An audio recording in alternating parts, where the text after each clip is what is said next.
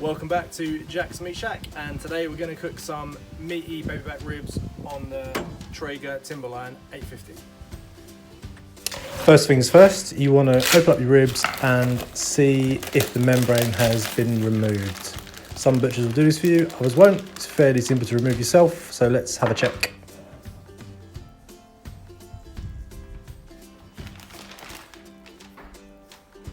So looking as if Meat Cleaver have already taken this membrane off, which does me a massive favour. I'm just going to double check though, because it looks like, nope. So to be on the safe side, I'm just going to score the underside of the ribs. This will, cut through any little bits of membrane left and allow the rub to penetrate into the meat. So all good so far.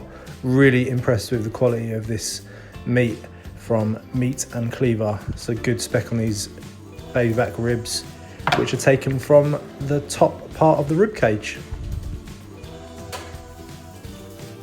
Now I want to pack loads of flavour into these ribs, so we're going to hit them with some cowboy coffee, available at www.jacksmeatshack.com.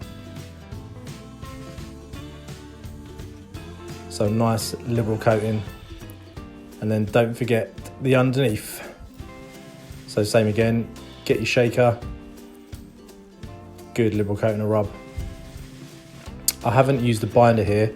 Normally you use something like apple juice, cherry juice, or even a little bit of olive oil, but I'm just going for the straight up rub here.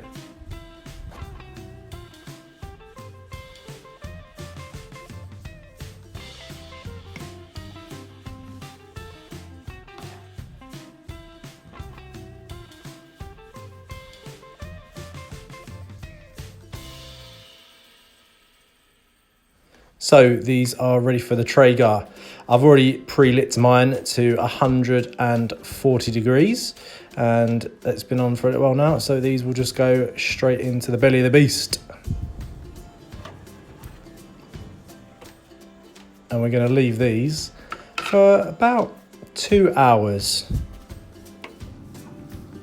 So 2 hours in, looks like we've got a nice bark forming on the outside.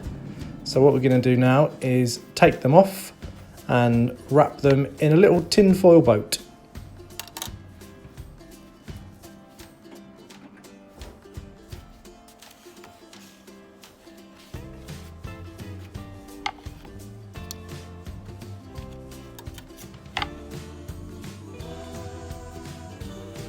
So don't do what I just did and use little skinny tin foil, because all you're gonna have to do is start again.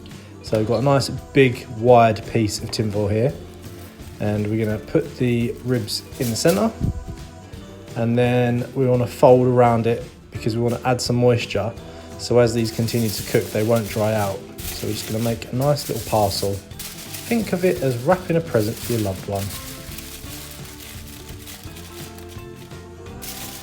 So we roll in the sides, because as I said, we're going to pour some liquid in here and we don't want it spilling out.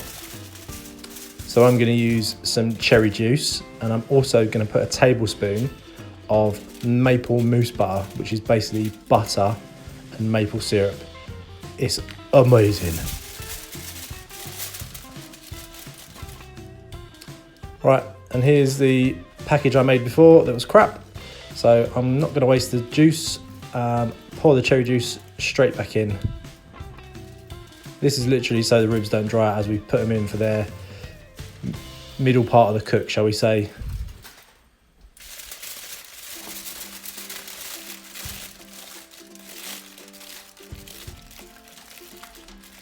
So these are going back in the Traeger, and we'll check on them in a little while. So they've been in for about another 2 hours now, so we're 4 hours into this process, and I'm just going to check with my digital thermometer to see what sort of temperature we're looking at. We want to get to the sort of high 90s, but we also want to make sure that meat is tender. So I'm just checking, and that meat is looking pretty tender in between the ribs. So I think we can get these off now and do the final part of the cook. This part basically involves taking your ribs back out of your wrap and coating them with a little bit of barbecue sauce. This is one of my favourite products at the minute. This is Hayes Gourmet Candied Jalapeno Barbecue Sauce. It is amazing. So we're just going to glaze these ribs with a nice bit of this sweet, spicy barbecue sauce, and then we're going to put them back in the Traeger for about another 45 minutes just to get that sauce to tack up and become shiny and gorgeous.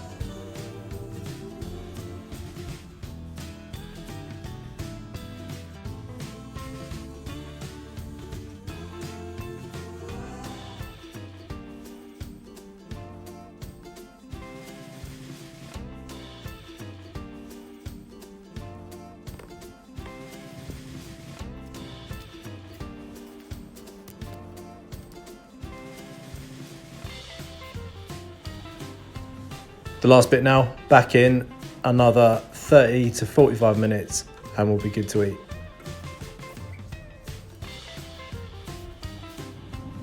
And there we have it, baby back ribs done. We cooked these for a total of 2 hours unwrapped at 140, 2 hours wrapped at 140, and 45 minutes unwrapped at 140, all Celsius over here, none of this Fahrenheit business.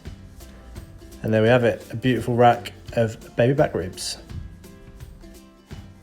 There we have it. Let's cut through and see how these came out. So we're looking for some nice soft meat that falls off the bone. It's a good sign already, easy to cut through. That's a little bit too big. So let's have a look. It's looking good, nice little bit of smoke ring. You can see the sauce and the bark have formed a nice little crust on top of the meat, and the meat's just pulling away from the bone. Oh yeah. Hard to show a good cooked ribs because obviously they're quite small, so you're just going to have to take my word for it. These were pretty special. Thanks again for joining me today at Jack's Meat Shack.